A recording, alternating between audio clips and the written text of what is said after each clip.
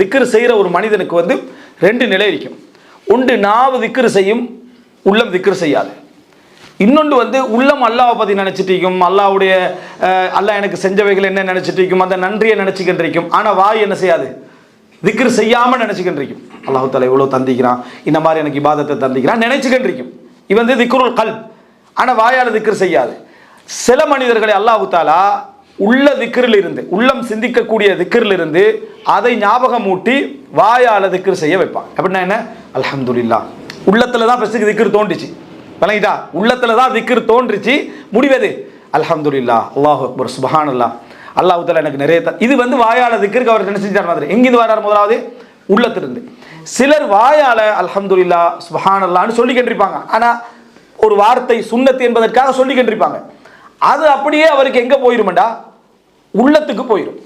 வாயால திக்ர் செய்து கொண்டிருக்கக்கூடிய ஒரு மனிதர் திடீர்னு சுப்ஹானல்லாஹ் அல்ஹம்துலில்லாஹ் அல்லாஹ் அக்பர் சொல்லி கொண்டிருக்கிற டைம்ல அவருக்கு இயற்கையாகவே உள்ளத்துக்குள்ள சிந்தனை போய் அல்லாஹ்வுடைய அருள்கள் ஞாபகம் வர ஆரம்பிக்கும், நன்றி ஞாபகம் வர ஆரம்பிக்கும், பாவங்கள் ஞாபகம் வர ஆரம்பிக்கும். அஸ்தக்ஃபிருல்லாஹ்னு சொல்லக்கூடிய ஒரு இடத்துக்கு அவர் என்ன வருவார். அப்ப பாருங்க, நம்ம திக்ர் செய்ய பழகினோம் என்றால் நமக்கு உள்ளத்துல ஒன்றுமில்லாத நேரத்திலும் அந்த வாயால செய்யற திக்ர் என்ன செய்யும், உள்ளத்துக்குள்ள ஞாபகங்களை கொண்டு வந்து அதை அதிகப்படுத்தும்.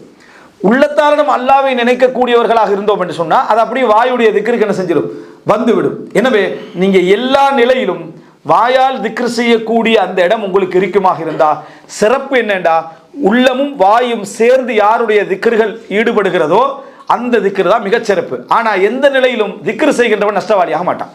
வாயால் அவன் ஆரம்பிச்சாலும் உள்ளத்துக்குள்ள இல்லாது விட்டாலும் அது உள்ளத்துக்கு வந்து அப்படியே என்ன செஞ்சிடும், சேர்ந்துவிடும். உள்ளத்தால் ஆரம்பிச்சாலும் அது வாய்க்கும் வந்து என்ன செஞ்சிடும், சேர்ந்து விடும். இந்த மாதிரியான அமல்கள் எல்லாம் நீங்க தேடி தேடி புரிதல் எடுத்து ரமலானுடைய நேரத்தில் இயன்ற அளவுக்கு ஒரு அமல் விடாமல் இவைகள் எல்லாம் நான் செய்யணும் என்ற ஒரு வளமை நீங்க எடுத்துக்கொண்டு வந்தீங்கன்னா உங்களுக்கு இன்னும் இன்னும் ரமலானுடைய நேரங்களும் காலங்களும் இன்னும் பொன்னானதாக என்ன செய்ய மாறும். அதுல இன்னொரு அமல் தான் இரவு தொழுகை.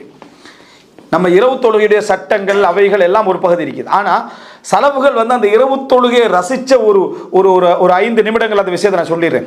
ரமலானுடைய தொழுகையை பற்றி பொதுவாக இரவு தொழுகை பற்றி ரசூலுல்லாஹ் யாருடைய இரவு தொழுகை சிறப்பான தொழுகைன்னு சொன்னாங்க? எந்த நபருடைய தொழுகை சிறப்பான தொழுகைன்னு சொன்னாங்க? தாவூத் அலைஹிஸ்ஸலாத்துடைய தொழுகை. யாருடைய தொழுகை? தாவூத் அலைஹிஸ்ஸலாத்துடைய தொழுகையை தான் ரசூல் ஸல்லல்லாஹு அலைஹி வஸல்லம் சொன்னாங்க. அதாவது தாவூத் அலைஹிஸ்ஸலாம் தொழுகின்ற இரவு தொழுகை தான் சிறந்த என்று சஹீஹ் முஸ்லிமில் என்ன செய்கிறது செய்தியை நம்ம பார்க்குறோம். அவர் என்ன செய்வார்ன்னு சொன்னா, யனாமு நிஸ்பஹு, இரவுல அரைவாசி தூங்கிடுவார், இரவுல அரைவாசி தூங்கிடுவார். வயகூமு துலுதஹு, அதுல 1/3 எலும்பி தொழுவார். வயனாமு சுதுசஹு, அதுல 1/6 தூங்கி விடுவார். அதுல 1/6 தூங்கிடுவார். கணக்கு விளங்குதா? அதாவது இரவுல அரைவாசி அவர் என்ன செஞ்சிருவார். உதாரணம் 6 எடுங்க, 6ஆ பிரிச்சுடுங்க. இரவு பகுதிகளை 6ஆ பிரிச்சுட்டீங்கன்னு சொன்னா அரைவாசி தூங்கிடுவார்னா என்ன, இப்போ கொஞ்சம் பேர் தூங்கிட்டு இருக்கிறாங்க, இப்போ தூங்கிறாங்க, சரியா? அதாவது என்னடா, அரைவாசி தூங்கிடுவார்னு சொன்னா 3, 6ல் 3 என்ன செஞ்சிருவாரு, தூங்கிடுவார், சரிதானே? 6ல் 3 அரைவாசி தூங்கிடுவார். 3ல் 1 எழும்புவார்டா, 6ல் 2, 6ல் 2 தானே, 3ல் 1ன்றது, சரியா? அப்ப 6ல் 2 என்ன செய்வாரு, எலும்பி தூரம். இப்போ 1 மிச்சம், 6ல் 1 தான் மிச்சம். அந்த 6ல் 1 என்ன செய்வாரு, தூங்குவார். விளங்கிட்டா? அப்போ 3 பகுதி அவர் என்ன செஞ்சிருவாரு, தூங்கிடுவாரு. அடுத்த 2 பகுதி, அதாவது 3ல் 1 வரக்கூடிய 2 பகுதி 2 2 2ஆக என்ன செய்யும், 6 வரும் தானே. அப்போ 3ல் 1 பகுதி என்ன செய்வாரு, எலும்பி தொழுவாரு. பேலன்ஸா ஒரு 6ல் 1 இருக்கு, அதுல ஒரு தூங்கிடுவாரு அப்படின்னு வருது. இதான் தாவூத் அலைஹிஸ்ஸலாத்துடைய வளமைகள்ல உண்டு என்றாங்க. இப்போ கியாமுல் லைல் என்றா என்ன அப்படின்னு தெரிஞ்சுக்கிட்டா, இமாம் அஹ்மது பின் ஹம்பல் சொல்றாரு, மக்ரிப்லேருந்து ஆரம்பிக்கும். சூரியன் மறைஞ்ச நேரத்திலிருந்து நீங்க மக்ரிப் தொழுதாலும் கியாமுல் லைல் தான், இஷா தொழுதாலும் கியாமுல் லைல் தான், இஷாவுடைய சுன்னத் தொழுதாலும் இரவுல எழும்பி தொழுகிற தொழுகை தான், ஃபஜ்ர் வரைக்கும் அதுதான் இமாம் அஹ்மது பின் ஹம்பல் சொல்றாரு. மற்ற அறிஞர்கள் எல்லாம் இல்ல, கியாமுல் லைல் என்று இஷாவுடைய அதானுக்கு பிறகு, இஷாவுடைய வக்துக்கு பிறகுதான் கியாமுல் லைல் அப்படின்னு சொல்றது. எப்படி எடுத்துக்கொண்டாலும் சரி, நீங்க எங்க இதை ஆரம்பிக்கணும்னா நீங்க எதை புரிகிறீங்களோ அதுல இருந்து. அப்படின்னா இஷாலிந்துன்னு வைங்க, ஒரு 7 மணி அப்படின்னு இஷாவுக்கு அதான் தொழுகிற டைம்ல இஷாவுக்கு அதான் சொல்லிட்டேன்னா அந்த 7 மணி டு நீங்க 5 மணி வரைக்கும் பார்த்தீங்கன்னா அரைவாசா பிரிச்சிருங்க. வணங்கிட்டா? 9 மணித்தியாலம் வருதுன்னு சொன்னா அதை அரைவாசாக பிரிச்சு அதுல அரைவாசி தூங்குதல் என்றது வருது. இது அடுத்த பகுதி நான் இதுதான் சிறப்பு. அரைவாசி தூங்குதல், அடுத்த அந்த அரைவாசிக்கு பின்னால் எழும்பி தொழுவுறீங்க, மூணில் ஒரு பகுதி எழும்பி என்ன செய்றீங்க, தொழுவுறீங்க. அடுத்த கொஞ்சம் நேரத்தை என்ன செஞ்சிடறீங்க, நீங்கள் தூங்கி விடுகிறீர்கள். எப்படி என்றதுதான் தாவூத் அலைஹிஸ்ஸலாத்து தொழுகை. ரமலான் அல்லாத காலங்கள் இதுதான் வளமை என்று. ஆனால் யார் தூக்கத்தை பயந்தாரோ, ஹதீஸ்ல ரசூலுல்லாஹ் சொல்றாங்க, யார் தூக்கத்தை பயந்தாரோ, தனக்கு வித்திரு கிடைக்காது என்று பயந்தாரோ, அவர் ஆரம்பத்திலே என்னது, அதாவது தொழுது கொள்ளட்டும், தொழுது விட்டு தூங்கட்டும் என்று ஹதீஸ்ல செய்து வருது. தஹஜ்ஜுத் என்று சொன்னா தூங்கி விட்டு தொழுதல். தஹஜ்ஜுத் என்று சொல்றது இரவு தொழுகை தான், ஆனா தூங்கி விட்டு தொழுகிற தொழுகை. அப்படி முடியாதவர் என்ன செய்யலாம் என்று சொன்னால் என்னது, அபூ ஹுரைரா ரலியல்லாஹு அன்ஹு சொல்வது போல, அல்லது அபூ தர் கிஃபாரி ரலியல்லாஹு அன்ஹு சொல்வது போல, என்ன உத்திர கப்ல அன் அனாம், நான் தூங்குவதற்கு முன்னால் தொழுமாறு எனக்கு என்ன செஞ்சாங்க சொன்னார்கள். அதை ஒருவர் பயந்தார், வேற வேற காரணங்களால் அவருக்கு அப்படியான சிச்சுவேஷன் பயந்தால் அவர் என்ன செய்யலாம், இசா தொழுது முடிச்சுட்டு அதை என்ன செஞ்சிடலாம், தொழுது விடலாம். இந்த ஜமாத்தாக தொழக்கூடிய தொழுகை பற்றி, பள்ளிகளில் ஜமாத்தாக தொழக்கூடிய தொழுகையை இஸ்லாமிய அறிஞர்கள் நீங்கள் பலர் பார்க்கலாம்.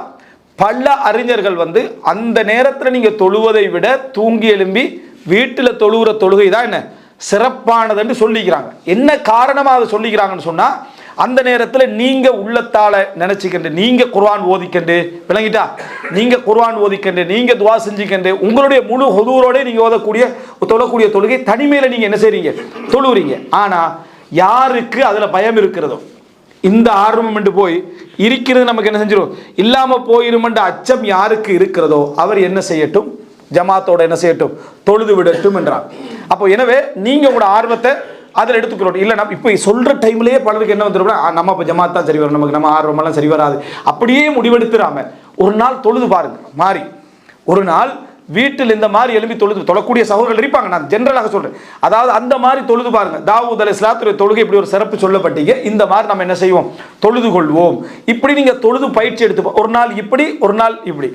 சஹாபாக்களுடைய காலத்தில் உமர் ரலியல்லாஹு அன்ஹு ஏற்பாடு செஞ்ச அந்த தொழுகை, ஜமாத்தாக எல்லாரும் தொழுகிற தொழுகை, உமர் ரலியல்லாஹு அன்ஹு தொழுததாகவோ அலி ரலியல்லாஹு அன்ஹு தொழுததாகவோ எந்த ஆதாரங்களும் என்ன அதுல இல்லை. ஏன்டா உமர் ரலியல்லாஹு அன்ஹு என்ன சொல்லிட்டு போறாங்கடா, தூங்கி நீங்க தொழுறீங்களே அது இதை விட சிறப்பானது சொல்லிட்டு தான் போறாங்க. இப்னு உமர் ரலியல்லாஹு அன்ஹு அப்படி தொழுததாக இல்லை, காசிம் அப்படி தொழுததாக இல்லை, காசிம் பின் முகமது பின் அபி பக்கர் அவர் தொழுததாக அப்படி இல்லை, சாலிம் ரலியல்லாஹு அன்ஹு அப்படி தொழுததாக என்ன இல்லை. அதே போல பெரும் பெரும் குர்ராக்களாக அறியப்பட்டவர்கள் அப்படி தொழுததாக இல்லை.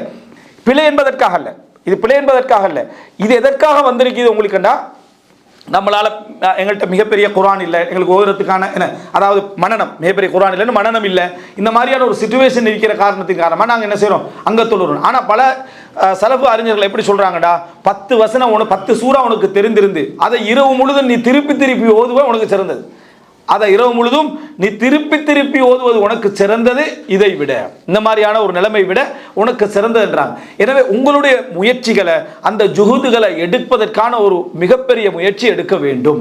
இந்த இரவு தொழுகையில் இன்னொரு விஷயத்தை நீங்க பாருங்க. இமாம் அஹ்மது பின் ஹம்பல் ஒரு பள்ளியில இமாம் அஹ்மது பின் ஹம்பல் அந்த அமீர் என்ன செய்யறார், அவர் தொழுகை சொல்றார். இமாம் அஹ்மது பின் ஹம்பலுக்கு அவர் தொழுவிச்சா, இமாம் அஹ்மது பின் ஹம்பல் கான ஹசன் அஸ்ஸவுத், அழகான முறையில் குரலுள்ளவராக இருந்தார்.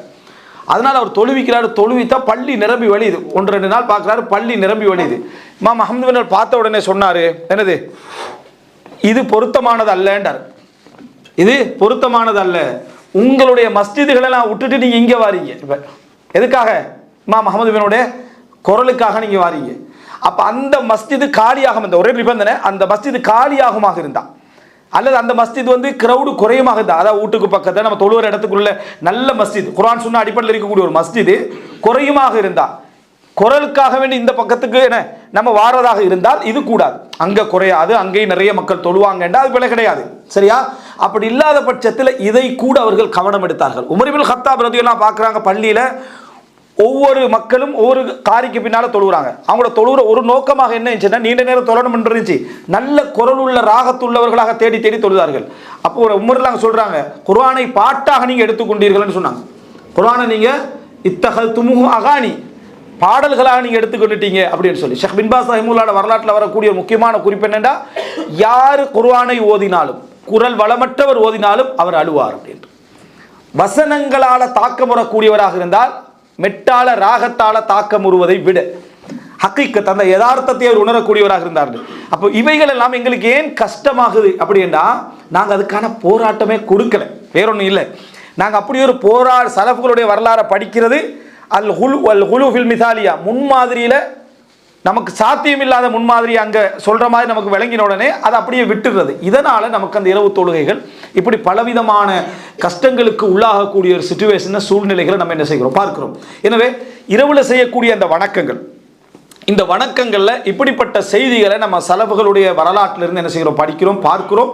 எனவே ரமதானில் செய்யக்கூடிய அதாவது இந்த வணக்க வழிபாடுகள் என்ற பகுதியில் மேக்சிமமாக நம்ம தேடி தேடி சில வணக்க வழிபாடுகளை நம்ம செய்ய வேண்டும். அதோடு சேர்ந்து இந்த இரவு தொழுகை விஷயத்தில் பல விதமான ஒரு கவனங்களை எடுத்து பல்வகைமையான ஒரு கவனங்களை எடுத்து நம்ம இதில் என்ன செய்யணும் முழுமையான ஒரு ஈடுபாடை காட்ட வேண்டும்.